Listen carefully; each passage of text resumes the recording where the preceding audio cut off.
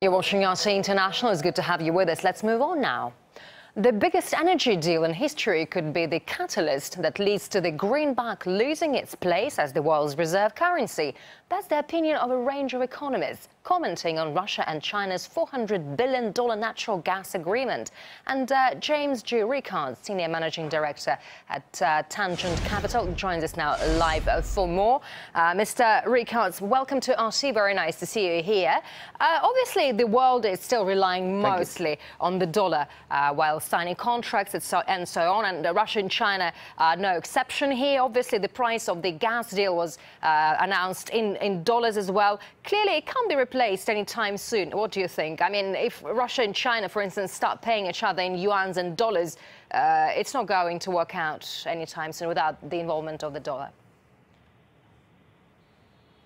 Well, it's important to distinguish between a reserve currency and a trade currency.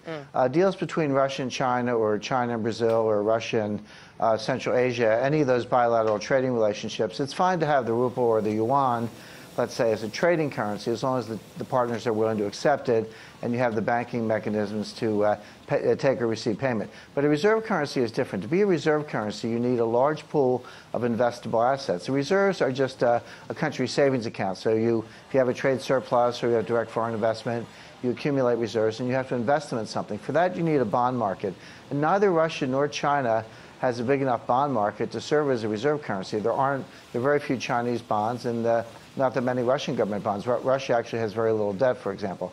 So they're not ready to be a reserve currency anytime soon. But there is something out there that could replace the dollar. It's not the Russian ruble or the Chinese yuan. It's the IMF's special drawing right, or the SDR. So I think the next time we have a liquidity crisis in the world, it's going to be bigger than the ability of central banks to deal with it. The IMF will have to basically bail out the world by printing SDRs. At that point, you may see the SDR, the special drawing right, emerge as a new global reserve currency. OK. What international factors pressure the dollar down? Well, there are three big ones right now. I would say Russia, China, and Saudi Arabia. You know, since the 1970s, Saudi Arabia has been the leader in what's called the petrodollar. And it basically means that Saudi Arabia, and by extension OPEC, price oil in dollars. So the world market in oil is in dollars. There's no reason why that has to be true. Today, oil could be in euros, it could be in yen, Swiss francs, oil could be in gold. But Saudi Arabia has always supported the idea that oil would be in dollars. Now, even if you don't want dollars, everyone needs oil, and if you need dollars to pay for the oil, then you have to have dollars.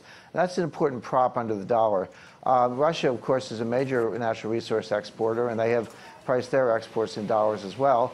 But Russia is now engaged in financial war with the United States around the issues in Crimea and Ukraine. And over to China, China has $3 trillion in dollars, but they're buying gold as fast as they can.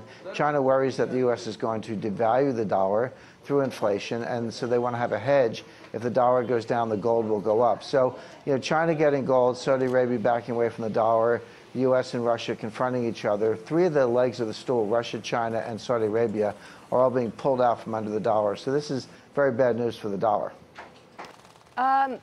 Obviously, the U.S. Foreign debt is tremendous, and it keeps growing. Yeah, we don't see companies and states turning their back on the American economy and the dollar in particular. Why is that? Well, of course, as you mentioned at the top, in the short run, there is nowhere else to go. That is true. But these things, you know, start out slowly, and then they can, you know, just like an avalanche or any other collapse, they can gain momentum, and confidence can be lost very quickly. Now, the problem is, you're exactly right. The United States has $17 trillion of debt. That's government debt. That's not counting all the unfunded liabilities for our Social Security and retirement, Medicare, Medicaid, student loans, Fannie Mae, Freddie Mac, all the guarantees. I mean, that amount is actually in the hundreds of trillions of dollars.